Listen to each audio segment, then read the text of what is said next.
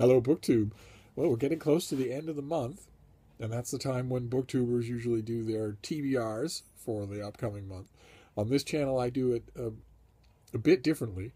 I plan on reading an enormous number of books in November, part of launching into maximum overdrive for reading for the last 2 months of the year in order to finish out 2016 as strongly as I possibly can. So there's no possible way that I could do a typical TBR. So on this channel, the last couple of months, I've done something different. I've done a TBR BY, a to be read by you. This is 10 titles coming out in November, right around the corner. Some of them are probably out already, that you can go to your bookstore and order or hope to find on a table, that you can go to your library and ask them to request. Or get yourself on a waiting list for them. I don't think many of these will have waiting lists, but the key is here are 10 titles that I recommend for November. That I can vouch. You have the opinion of at least one diehard book reader and critic that these are worth your time if the subject matter interests you. So I thought we'd go through the 10 of them, and I'll try to remember to list them down below, or if I don't, I'm sure I'll be gently reminded. The first one is this one. What Have We Done? This is by David Wood, and it is, let me see if I can get that to be a little better. There we go. This is it's a study. It's a firsthand, interview heavy study of trauma, post-traumatic stress disorder and trauma among the troops that have been serving in America's longest wars, the terror wars launched by George W. Bush. There's an unprecedented number of people for sociologists and military psychologists to study, to talk to and interview. So this is not the last book of its kind on the subject, but I found it incredibly moving. If you know someone in the military or are interested in this subject, as well you should be, I highly recommend it. Very disturbing reading, but well worth your time. Next one we go from the sublime to the slightly ridiculous, but for comic book fans out there, it's a must-have. It's I don't know if you can see this. It's the absolute edition of Batman Year One. It's a hardcover slipcase, cloth-bound, sewn binding edition of Batman Year One, which was written by Frank Miller and drawn by the great David Mazzucchelli, and it was originally a 4-issue series giving us a very noir-esque, very cinematic, very real-world version of the origin of Batman. It's amazingly good. It's amazingly good reading and amazingly good visuals. And I've read it, must have come out 30 years ago, 25 years ago. I've read it a million times, and it simply does not fail to hold up. It's amazing. It's amazing how permanent it feels. And the best thing for those of you who might be looking to maybe try a graphic novel that don't usually read graphic novels, the best thing about it is you already know the story. The nice thing about the Batman origin story, just like the Superman origin story, is that you kind of already know it. They're orphans. That's the gist of it is right there. Superman's parents put him in a rocket and rocket him away from Krypton before it explodes. Batman's parents are gunned down in front of him when he's a boy. And that you take those two kernels and then you add the genius of whoever's telling the story. In this case, it's Miller at the top of his game, so I highly recommend it. Next one is something we've seen on this channel before. It's a great big biography. It's this. I just read it. It's Kafka: The Early Years by Reiner Stach. It's just exactly what it says on the cover. He's been doing it. He's now finished a 3-volume, absolutely epic biography of Kafka. He started with later years. Now he's done the early years. It turns out the early years are incredibly creepy. You might think, well, here's a writer who, I might want to read his great years, the years of his, at his peak, when he was a young man about town, when he was working, when he was starting to get things published, when the literary world was starting to notice there's something very strange about this odd writer, and that these works don't seem like any other works. I might want to read that, you might think, but there's no way I'd want to read a book before that. But well, no, it proves a theory that I've had for a long time about Kafka, is that half or more of the reason that we love him is because of him, not because of his writing. Although I consider him to be one of the great writers of the 20th century, and perhaps the most bellwether writer of the 20th century of them all. But my main point is that it does not read like a prelude. It's a fantastic story in its own right. So I highly recommend it. Next one is this. It's a celebration of Beatrix Potter, art and letters. It's a bunch of the greatest children's book illustrators of the day paying tribute to this amazing artist, this amazing person who influenced their own work. And it's not just that the tributes are heartfelt and fascinating, although a lot of them are. It's that it's also broad-ranging. You when you read these tributes, you realize just how wonderful and, in many ways, odd the work of Beatrix Potter is. There's a reason why it has stuck around so long and so effectively. I ordinarily avoid tribute volumes like this, but this one was wonderful. So if you know somebody on your list who loved Beatrix Potter as a kid, or even as an introduction to her, this will work just fine. It's superb, really it is. Talk about superb. Next one is this. It's the selected poems of Paul Muldoon, who in my opinion is the greatest living poet in English. And his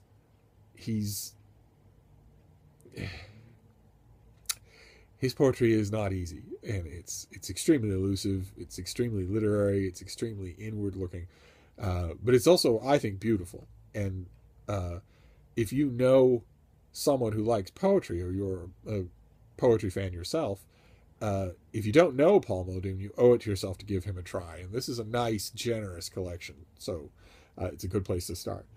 Then the next one is YA. It's I don't think we've ever seen it on this channel. It's The Bone Sparrow. It's by Zana Fraillon. I think that's my guess at how you say her name. And it's about a little boy who grows up in a refugee camp in Australia. He's never known any other kind of world except for the worlds he creates inside his mind. And the young girl that he meets, who is likewise addicted to storytelling, and the stories that they make between themselves, and the way those stories try to remap their admittedly kind of bleak real world. It's not only a lovely tribute to the power of stories, especially with young people, but underneath that, without trying to preach at all, it's also a really eye-opening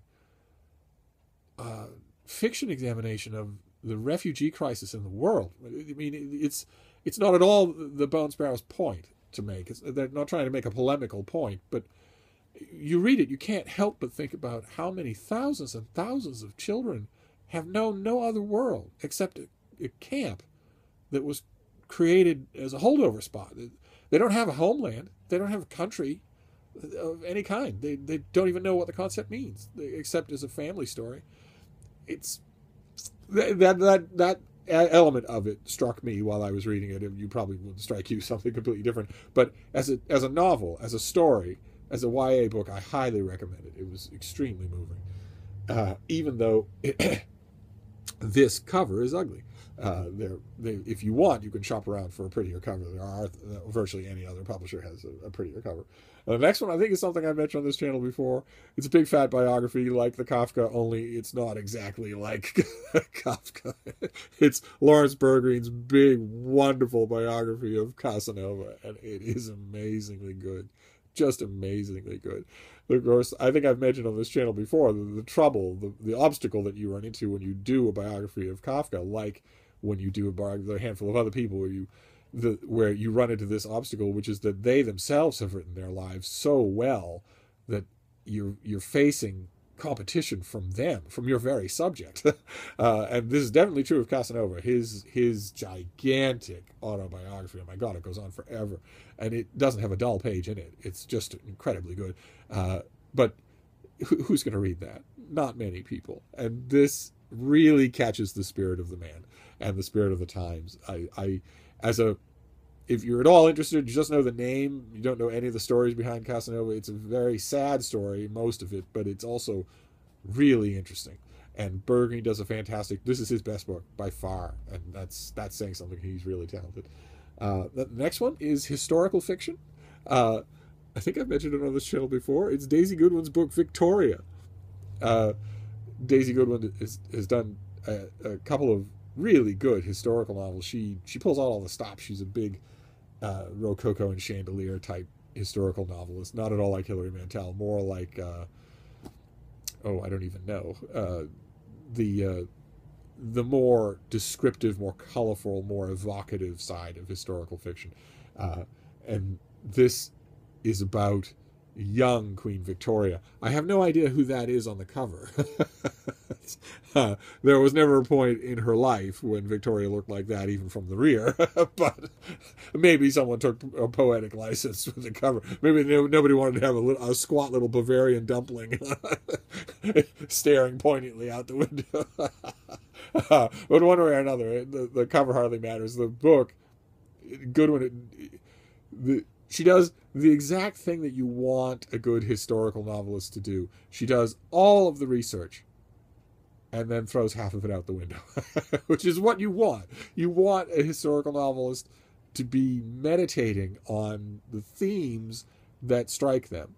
The ones who don't do that, the ones who try to reproduce the research that they've done, are invariably boring.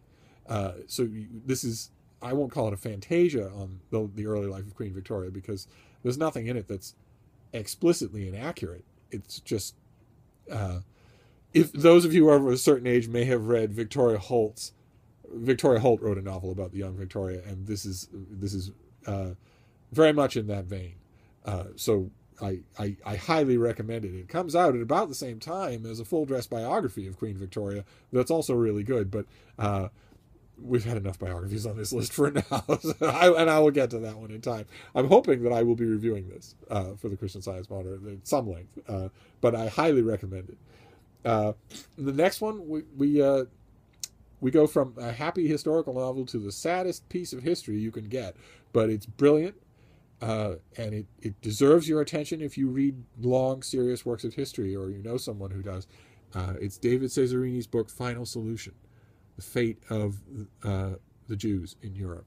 And I'd heard all about it, and I read the advanced copy and was blown away, and I thought, well, let's take a look at the finished copy. Let's read it with the sources and check the sources and really take it slow and see about it. And I was blown away even more. It's a masterpiece. It's an incredibly important book.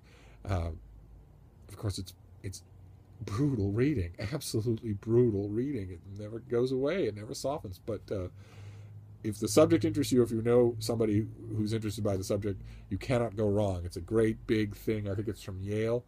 And it should be out, I think, in late November. And the last of the 10 that we'll do today is something we've seen on this channel. I just read it. It's Common Ground by Rob Cowen, and it's a natural history of the animals who live with us, the animals who live among us in cities and towns, the ones that you might not be so sure are there in such numbers, but boy, are they ever. Now, I know this myself because I am a walker outside. So even here in Jamaica Plain, where, I'm steps away from a 4-lane road, traffic going in both directions, you would think it would not be a hospitable environment for animals. You'd think that the sparrows that I feed and watch every day would be just about it, but no. No, not at all. There are raccoons, there are hawks, there are owls, there are voles that live in the field across the street, and did anyway. Construction is going on there now, so God knows where those animals went. But the cemetery that's just up the hill, the cemetery that's just down the street, full of animals of all kinds, snakes and lizards and hawks and squirrels and hares, and that's just in a tiny little area here. And Cohen points out that this is true everywhere, that opportunistic animal species are always closer than you think, and there are always more of them than you think. And his book it's beautifully written and it's beautifully illustrated. There are original illustrations throughout, but it's also again not an intended thing so much, but it'll also get you out of your chair. It will get you out and about to see who your neighbors are, which is really neat. It doesn't urge you to do that, but you will do that. Go to your nearest overgrown cemetery. Go to your nearest the verge of the nearest park, or the verge of the nearest body of water, and see what you can see.